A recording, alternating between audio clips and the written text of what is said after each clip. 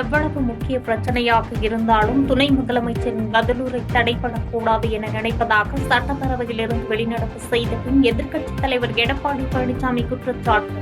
துணை முதலமைச்சர் பதிலுரையை திட்டமிட்டு அதிமுகவினர் புறக்கணித்துவிட்டு சென்றுள்ளதாக அமைச்சர் ரகுபதி பதிலளித்தார்.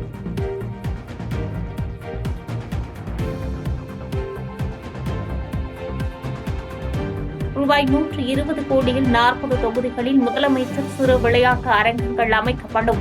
சட்டப்பேரவையில் துணை முதலமைச்சர் உதயநிதி ஸ்டாலின் அறிவிப்பு.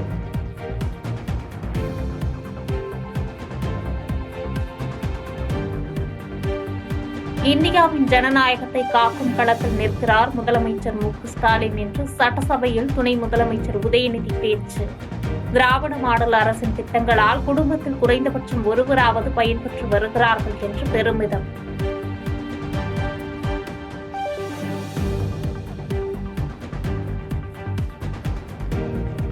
ஆந்திராவின் கண்டலேர் அணையிலிருந்து திறக்கப்பட்ட கிருஷ்ணா நதிநீர் தமிழகம் வந்தடைந்தது.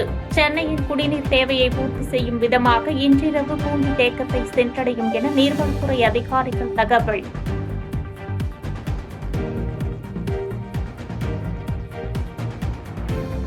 திருச்சி மாவட்ட ஆட்சியர் அலுவலகத்தில் தமிழக ஏரி மற்றும் ஆற்றுப்பாசன விவசாயிகள் சங்கம் சார்பில் ஆர்ப்பாட்டம்.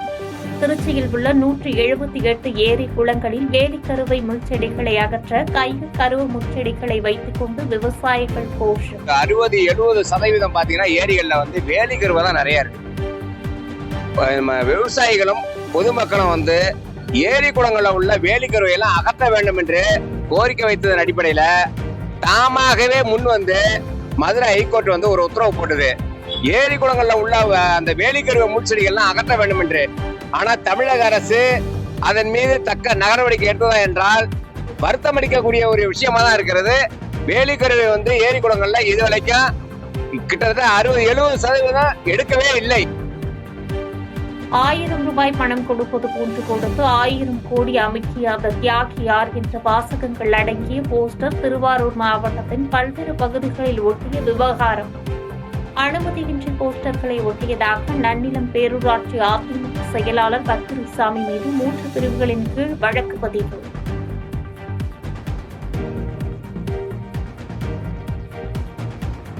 பஞ்சாப் விவசாயிகளுக்கு ஆதரவாக திருச்சியில் விவசாயிகள் சங்க தலைவர் ஐயாக்கண்ணு தலைமையில் அரை நிர்வாணத்துடன் மண்டை ஓடு எலும்புகளுடன் விவசாயிகள் போராட்டம். அரை நிர்வாணத்துடன் மாவட்ட ஆட்சியர் அலுவலகத்தில் நடைபெற்ற விவசாயிகள் குறைதீர்ப்பு கூட்டத்திற்கு செல்ல முயன்ற விவசாயிகளை போலீசார் தடுத்து நிறுத்தியதால் இரு தரப்பினருக்கிடையே கடும் வாக்குவாதம்.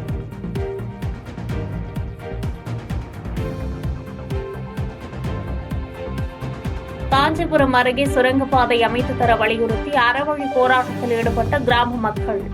பள்ளிகளுக்கு குழந்தைகளை அனுப்பாமல் கடைகளை அடைத்து போராட்டம்.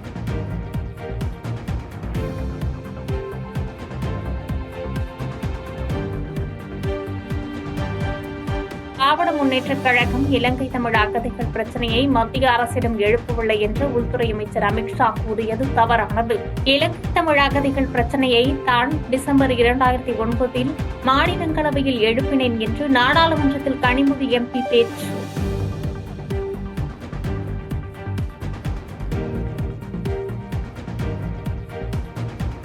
இரண்டாயிரத்து 2025-2026 நிதியாண்டின் முதல் பாதையில் நிதி பற்றாக்குறையை சமாளிக்க மத்திய அரசு ரூபாய் 8 லட்சம் கோடி கடன் வாங்க உள்ளதாக தகவல்.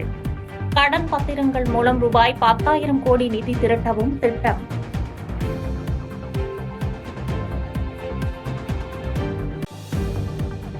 அமைதி பூங்காவான தமிழ்நாட்டிற்கு அவப்பெயரை ஏற்படுத்த மாநில விரோத தமிழர் விரோத சக்திகள் முயற்சி. சதி திட்டங்களுக்கு எதிர்க்கட்சித் தலைவர் EPS துணை போவதாகவும் முதலமைச்சர் மு.க.ஸ்டாலின் சட்டப்பேரவையில் குற்றச்சாட்டு.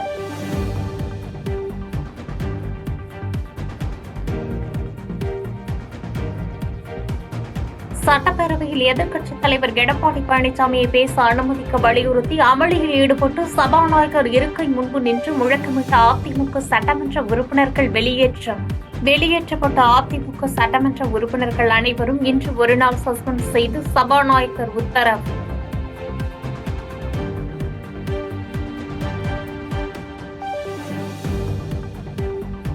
அதிமுக ஆட்சியில் ஏற்பட்ட கலவரங்கள் இந்த ஆட்சியில் ஏற்படவில்லை. தமிழ்நாட்டில் பொது அமைதி நிலவுகிறது என்று சட்டப்பேரவையில் முதலமைச்சர் மு.க.ஸ்டாலின் பேச்சு.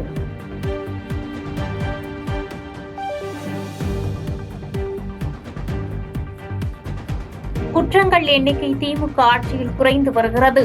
எதிர்க்கட்சியாக இருந்தாலும் ஆளுங்கட்சியை சார்ந்தவராக இருந்தாலும் தண்டிக்கப்பட்டு கைது செய்யப்படுகிறார்கள் என்று சட்டப்பேரவையில் முதலமைச்சர் மு.க.ஸ்டாலின் பேச்சு.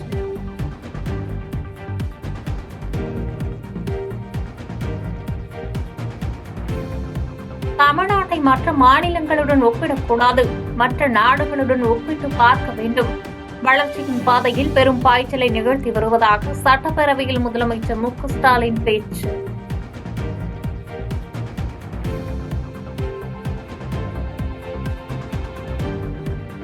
மகளிர் உரிமை தொகை கோரி விரைவில் புதியவர்கள் விண்ணப்பிக்கலாம் என்று சட்டப்பேரவையில் துணை முதலமைச்சர் உதயநிதி அறிவிப்பு.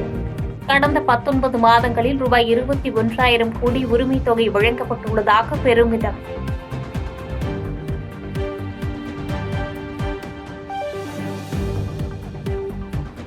சென்னை கார் பந்தயம் ஒட்டுமொத்த உலகத்தையே திரும்பி பார்க்க வைத்துள்ளது. இளைஞர் நலன் மற்றும் விளையாட்டு மேம்பாட்டுத்துறை மானிய கோரிக்கை மீதான விவாதத்தில் துணை முதலமைச்சர் உதயநிதி ஸ்டாலின் உரை.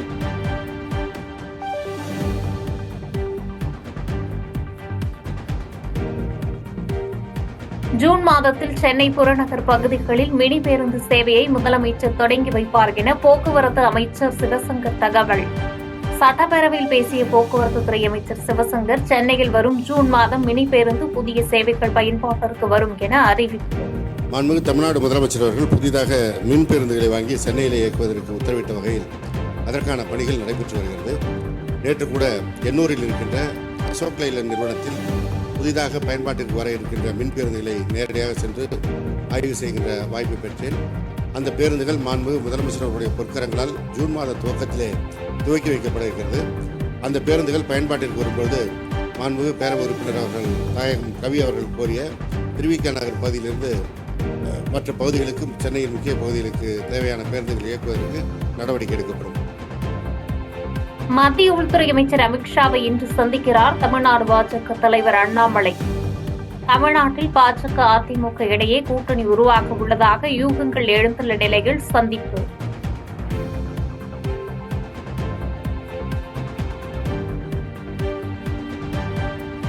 தமிழக வெற்றிக் கழகத்தின் முதல் பொதுக்குழு செயற்குழு கூட்டம். விஜய் தலைமையில் சுமார் 2500 பேர் பங்கேற்பு.